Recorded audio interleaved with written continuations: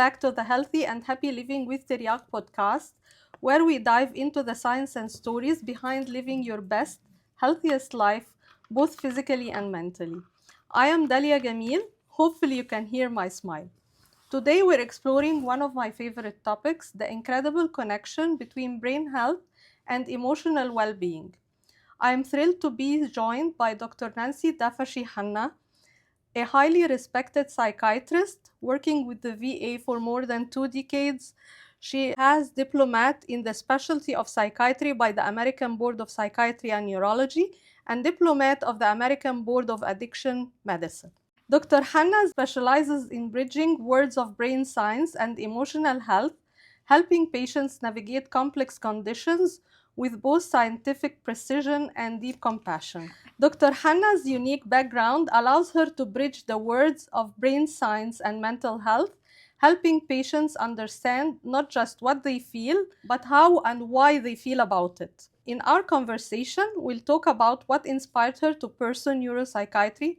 Dr. Hanna's multicultural, unique background allows her to bond with her patients with unique compassion and understanding.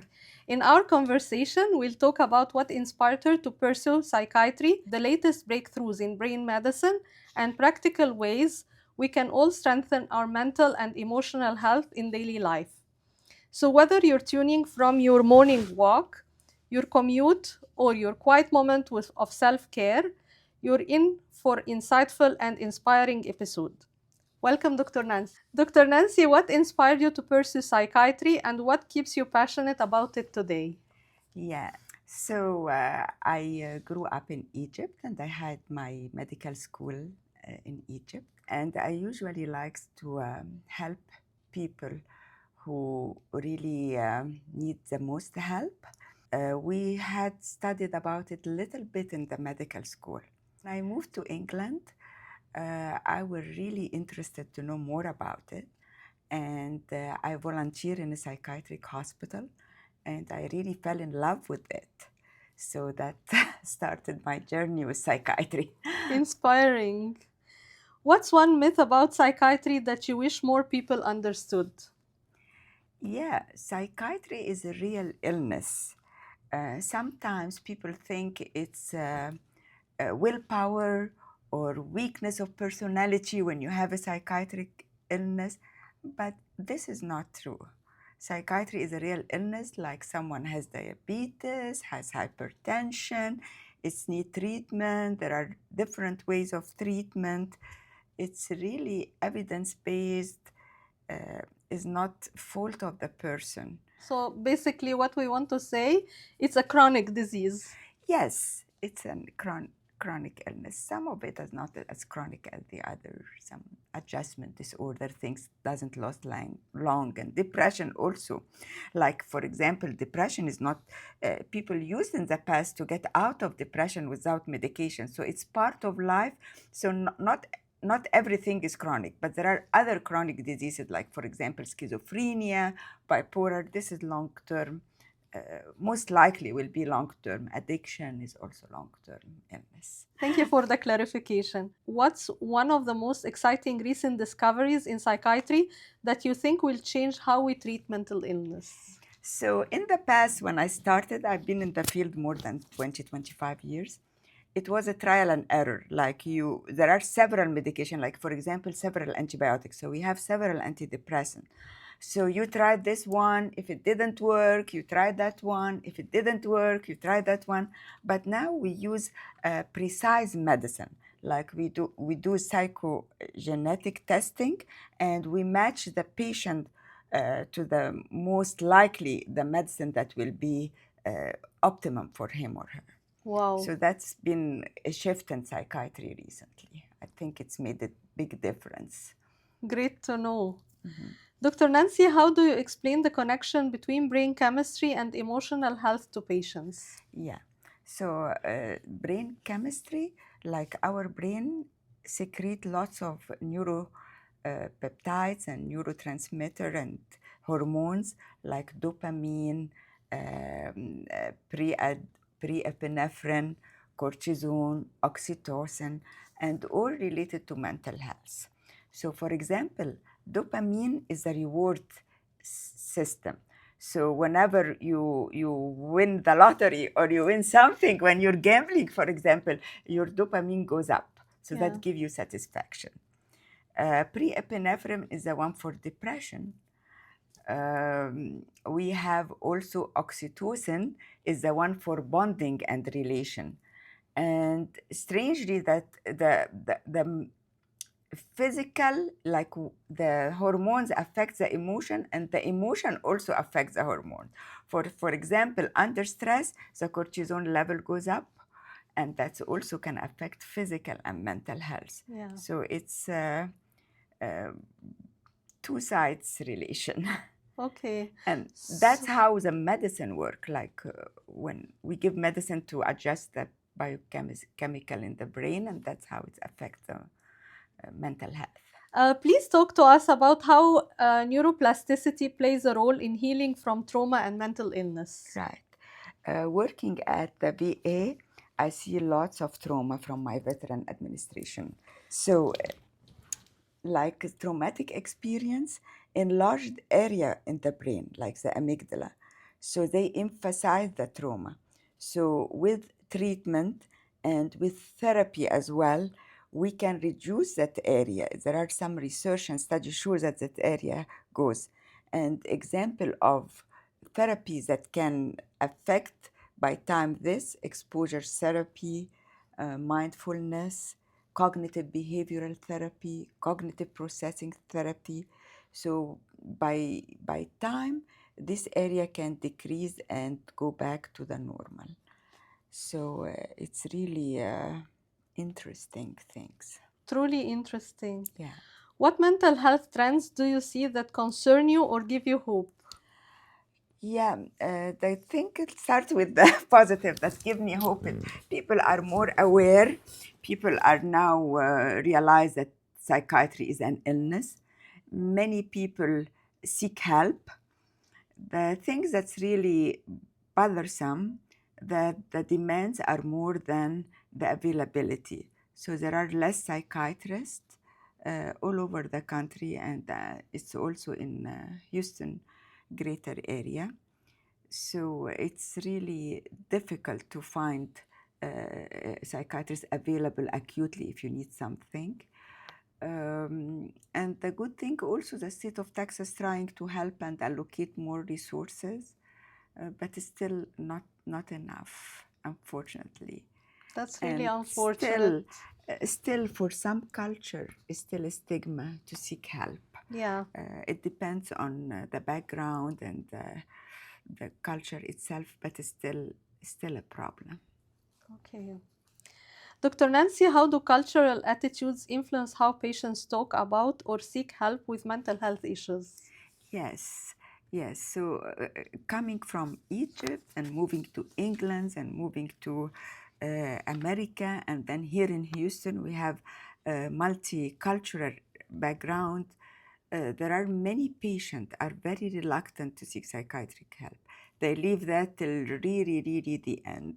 They depend sometimes on other things like, but unfortunately the other things that used to work in the past are not available in the community, like family support, community support, religious support. These are not really this can be helpful in some situation, has some role, but there are other illnesses that they need treatment. Whatever support you have, medication is very important. Like for example, schizophrenia and bipolar, with Yeah. whatever support you still need medication. Also severe depression with psychosis or with suicidal thoughts that need medication. So sometimes community can help, but also, yeah, and the cultural sometimes can be helpful if we are supportive, and can be hindering if they prevent people from going to therapy. And actually also there are other, not just the culture, like there are in some, for example, AAs, which is biggest organization we have for alcohol anonymous group. Some of the groups will not support medication treatment, which is really not doing favor to the patient. Of course. Yeah, yeah, especially in the addiction. Some addiction now they have medication. For example, alcohol. We have some medicines that can help in 40% of patients. So it's really the cultural background. It really has a great impact on understanding mental health, seeking treatment. Yeah. Yeah. So there is still a big room for patient education. Yes, definitely. Patient and family and community. Yeah. This takes us to social media and screen time, which are often blamed to rising anxiety. What's your perspective as a psychiatrist? Yeah, screen time can be addictive like anything else. So if it's deviating you from doing your responsibility, ignoring your work, or in between your work, you get your phone and check your Facebook every every opportunity, every schedule you have. That's not healthy.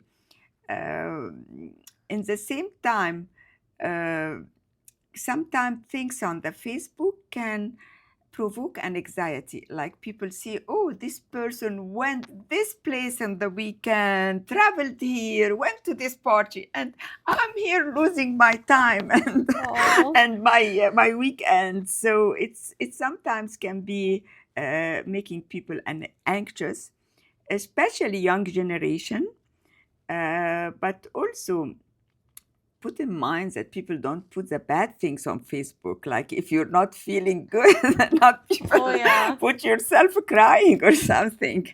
So I want whoever use social media to be aware of that. But definitely also it cut time for social interact, and it's very important one-to-one or group activities and communication. Although for some lonely people who are shy from going out and meeting others, that can be an outlet for knowing what's going on in the world, Yeah. getting some communication, but also you can end it up in friendship that's not appropriate, in scams. So it's really has to be a balanced thing and use your judgment. Yeah. uh, and also some people in the face has saved some people when they put a message, so it can be like is not a mold. I can say something like Facebook or bad or good, but sometimes can be helpful if someone can take a notice of that and act on that. Yeah. So this is a message for everyone to go back from virtual life to real life. Yes, definitely communication, human communication is very important. And how do you balance medication with therapy in your treatment plans? Yeah, medication are very good. Therapy are excellent. Both goes together hand in hand. Like for some illness that does not need lifelong treatment, like for example depression, adjustment disorder, I highly recommend therapy, because I'm planning not to leave a patient because he has one episode of depression on medication for the rest of his life. Someone 30 years old has episode of depression. We don't put him till he's 90 on antidepressant, but we're planning after reasonable time, picking good time and stop the medication. So we would like the things that been learned in therapy to come handy at that time. So they can stop the medicine use their skills that they learned. But also other illnesses that need mental support and treatment as well, like the rest of the illnesses. They goes hand in hand. Good. Dr. Nancy, what should people look for when choosing a mental health provider? It's very important to find someone you trust, you feel comfortable with. It can take more than trying or meeting several providers. If you're looking for counseling, you have to ask what type of counseling he will be using, if it's evidence based. and you see how you rely to that person and how many session, and also insurance and availability and all that stuff play a thing. If you use if you're looking for medication, you ask if the doctor also offer therapy, or has someone can refer you for therapy, what's the qualification of the doctor, the experience, reviews for both. It's very important. Connection, if you needed inpatient, does the doctor have a place that he can send you inpatient? And how you feel, it's bonding and different from a person to a person. It can be a great doctor, but it's not a good fit for you. So it's personalized. Yeah, agree. If someone is hesitant to seek psychiatric help, what would you say to them? I say, if for example, God forbidden, you have heart problem, will you go to see a doctor? Will you take treatment, medication, procedure if needed, or would you say no? So the mental health is exactly like any physical illness. Are there small daily habits you recommend to everyone for better brain and emotional health? Yes, definitely. Healthy lifestyle is good for physical, for physique, and good for mental health. So, for example, exercising, uh, nutrition, proper diet, proper sleep. Sleep hygiene is very important. Yoga, doing activities, fun, um, listening to nice music, things that soothe you. Um, Surround your people with positive attitude Yes. because Big we get yes. affected with whatever going on, and if the world is not going on the way you like it, if you cut yourself for some time from whatever bring you some disturbance in the world, like it can be beneficial for some people in some situations. Can't agree more. Dr. Nancy, where do you see the field of psychiatry heading in the next 10 years? Oh, it's actually the science been moving so quick. Like for example, now we have for our treatment ketamine, S-ketamine. These are kind of psychedelic. We never dreamed of they will be like when Yeah. I started medicine and say we'll use S-ketamine to treat patient. I will say what that. But now they have a place and good response. They're doing more research on other psychedelic like mushrooms, psilocybin. So that also can lead to some improvement. The psychogenetic testing, that's also something came new. We have TMS, it's been there for maybe it's more than many years, it's not as new, but also has a place.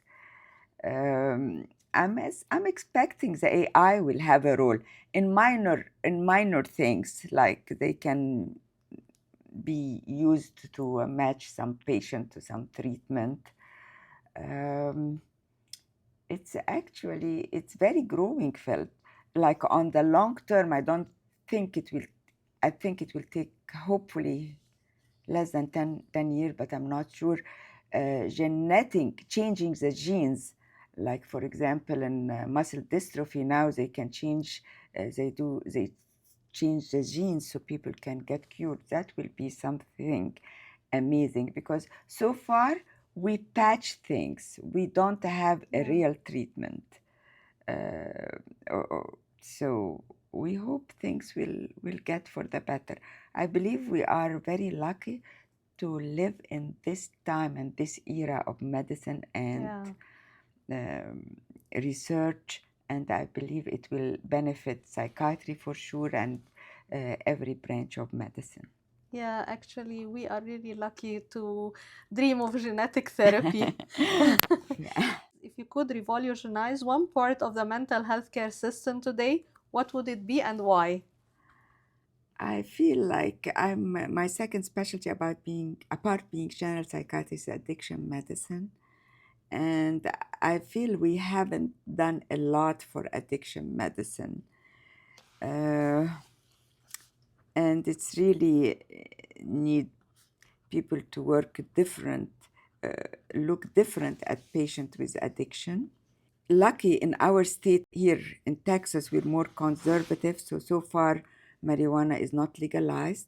Thank God. I see other places that have legalized marijuana, and I see that they're starting to get into more problems, psychiatric problem, and other impact on the community.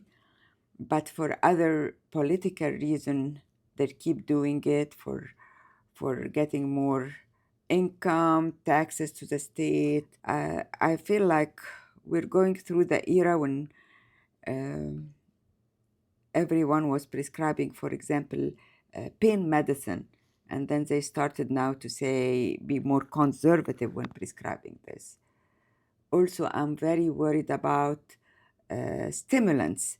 Many patients are coming complaining about focus problem and stimulant being written right and left.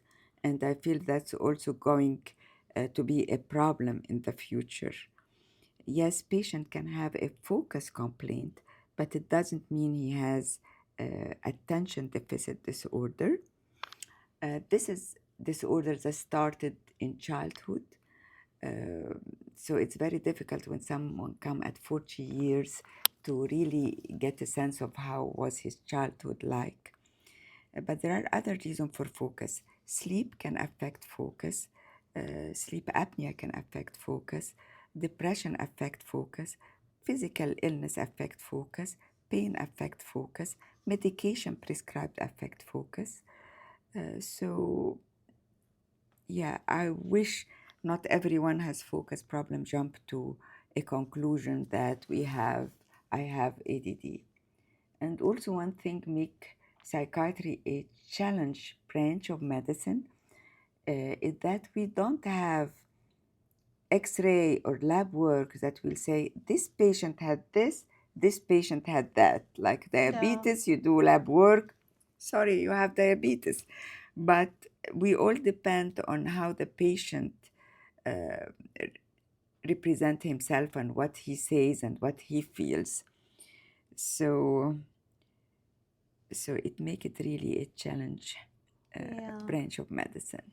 So basically, you are dealing with the patient based on holistic approach. Yes, definitely. And I work with the patient wherever he wants. If someone doesn't want medication, that's fine. We can monitor and we can do other stuff as well. Like it's not necessary medication is the answer for everything. Any patient wants medication only and doesn't want therapy, that's okay as well. The more effort, the more it's two-side things. We have to reach the decision, not just the physician, it's something in agreement between physician and patient. Very wise approach. And this brings us to the end of our episode today. A heartfelt thank you to Dr. Dafashy Hanna for sharing your time and insights with us today. I think we all walk away with a deeper appreciation for how beautifully connected the brain and mind truly are, and how much hope there is in understanding that connection. To our listeners, if today's conversation resonated with you, remember, caring for your mental health is just as important as caring for your physical health. Some daily habits like getting enough rest, practicing gratitude, and reaching out for support when you need it can make a real difference. If you'd like to learn more about Dr. Dafashy Hanna's practice, you can follow the links below. And as always, you can find more episodes, resources, and inspiration on living your healthiest, happiest life at Healthy and Happy Living with Tiryak. Thank you for tuning in. Don't forget to subscribe, leave a review, and share this episode with someone who might need a little encouragement today. Until next time, take care of your mind, body, heart, and keep striving to live healthy, happy, and take joy wherever you go. Thank you, Dr. Nancy. Thank you.